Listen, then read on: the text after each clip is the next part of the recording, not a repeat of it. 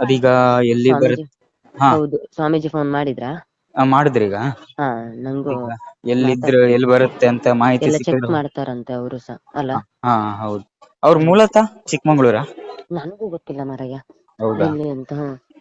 ನಾನ್ ಸ್ವಾಮೀಜಿ ಹತ್ರನೇ ಕೇಳ್ಬೇಕೀಗ. ಅವರು ಅಂದ್ರು ಈ ಸಂಘದ ಮೂಲದ್ದು ಎಲ್ಲ ತುಂಬಾ ಗೌಪ್ಯವಾಗಿರತ್ತಂತೆ. ಹಾ ಹಾ ಸ್ವಾಮೀಜಿ ಹೇಳಿದ್ರು ಹಾಗೆಲ್ಲ ಬಿಟ್ಕೊಡಲ್ಲಮ್ಮ, ಅದು ಸಂಘದ ಮೂಲಗಳೇ ಹಾಗೆ ಗೌಪ್ಯವಾಗಿರುತ್ತೆ. ಹಾ ಈಗ ಈ ಮೋದಿ ತಾಯಿನೂ ನೋಡು ಹಿಂಗ್ ಮುಗ್ಸಿದ್ರಲ್ಲ. ಹಾ.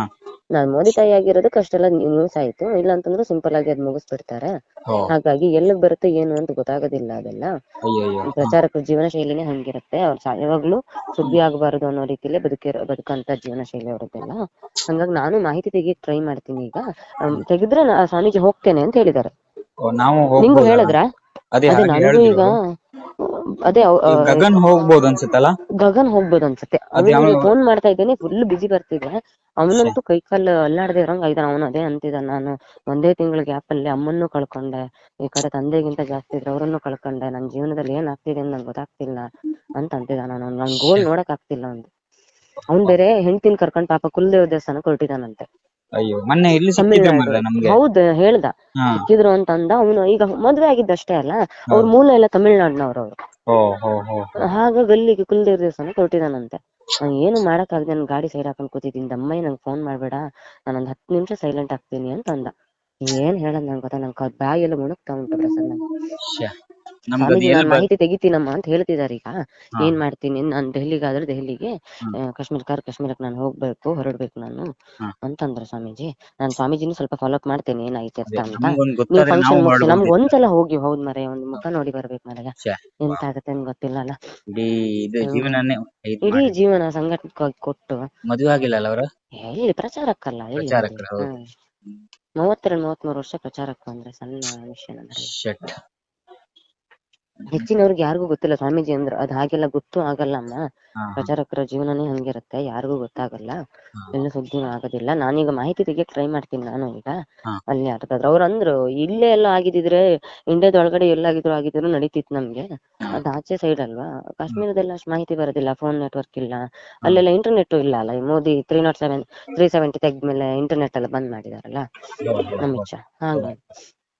ಹಂಗಾಗಿ ನಾನು ಯಾವ್ದಕ್ಕೂ ಮಾಹಿತಿ ತೆಗಿತೇನೆ ಅಂತ ಹೇಳಿದ್ದಾರೆ. ಹಾ ಹಾ. ನಾನೀಗೊಂದು ಅರ್ಧ ಗಂಟೆ ಬಿಟ್ಟು ಗಗನಿಗೆ ಫೋನ್ ಮಾಡ್ತೇನೆ, ಯಾಕಂದ್ರೆ ಪಾಪ ಅವನು ಟೆನ್ಷನ್ ಅಲ್ಲಿ ಇರ್ತಾನ. ಹೌದೌದು ಹೌದು. ಅವನೊಬ್ಬನೇ ಡ್ರೈವ್ ಮಾಡ್ಕೊಂಡು ಹೋಗ್ತಾ ಇದ್ದಾನೆ, ನನ್ ಗಂಡ ಹೆಂಡತಿ ಇಬ್ಬರೇ ಹೋಗ್ತಿದಾರಂತೆ. ನಾನ್ ಹೌದು ಚೂರು ಜಾಗ್ರತೆಯಲ್ಲಿ ಡ್ರೈವ್ ಮಾಡಿ ಮಾರ, ಟೆನ್ಷನ್ ಅಲ್ಲಿ ಮತ್ತೆ ಹೌದು. ಅಷ್ಟು ಏನಾದ್ರು ದೊಡ್ಡ ಡ್ರೈವ್ ಮಟ್ಟದವ್ರು ಅಂದ್ರೆ ಮಾಡ್ತಾರೆ ಈಗ ಮೋದಿ ಅಥವಾ ಅವ್ರು ಯಾರು ಬರ್ಬಹುದು ಅಲ್ಲ ಅವ್ರ ಇದಕ್ಕೆ. ಎಂತ ಹೇಳಲಿಕ್ಕೆ ಆಗುದಿಲ್ಲ. ಅದು ನಾನ್ ಕೇಳ್ದೆ ಸ್ವಾಮೀಜಿ ಹತ್ರ ಕೇಳ್ದೆ, ಇವ್ ಯಾರು ಬರೋದಿಲ್ಲ ಅಂತ ಅನ್ಸುತ್ತಾ ನಿಮ್ಗೆ, ಬರ್ಬೋದಲ್ಲ ಸ್ವಾಮೀಜಿ ಅಂದೆ.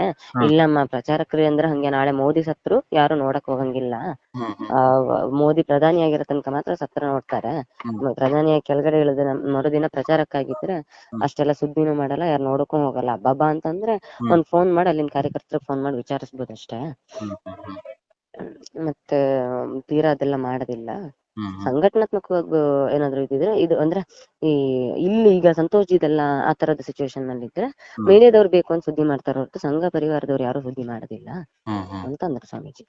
ಅದು ಹೌದು ಅಂತ ಅನ್ಸುತ್ತೆ ನಂಗೂ ಕೂಡ. ಇಲ್ಲಿ ಎಷ್ಟು ಜನ ಪ್ರಚಾರಕರು ಅವರು, ನಾ ಕೃಷ್ಣ ಮೂರ್ತಿಜಿ ಎಲ್ಲ ಸತ್ತವಾಗ ನೋಡು, ಹೌದೌದೌದು. 50 ವರ್ಷ ಪ್ರಚಾರಕ್ಕೆಲ್ಲ ಆಗಿದ್ದವರಲ್ಲ ಅವರು, ಅವ್ರದ್ದು ಎಂತ ಸುದ್ದಿ ಆಗ್ಲಿಲ್ಲ ನೋಡ. ನಾನು ಒಂಚೂರು ಫೋನ್ ಮಾಡ್ತೇನೆ, ಸರಿ. ಟೆನ್ಷನ್ ತಗೊಳ್ಬೇಡ. ಅಣ್ಣ ಎಂತ ಕಾರ್ಯಕ್ರಮದಲ್ಲಿ ಇದ್ರಾ? ಹೌದು, ಅವ್ರು ಇವತ್ತು 10 ಇದು ಹೊಲಿಗೆ ಮಷೀನ್ ಕೊಡೋದಿದೆಯಲ್ಲ, ಹಾ ಹೌದಲ್ಲ, ಅದ್ರದ್ದು ಕಾರ್ಯಕ್ರಮ ಇದ್ರ ಪಾಪ ಮೂಡ್ ಆಫ್ ಆದ್ರು. ಮೂಡ್ ಆಫ್ ಆದ್ರ ಪಾಪ. ಹೌದು.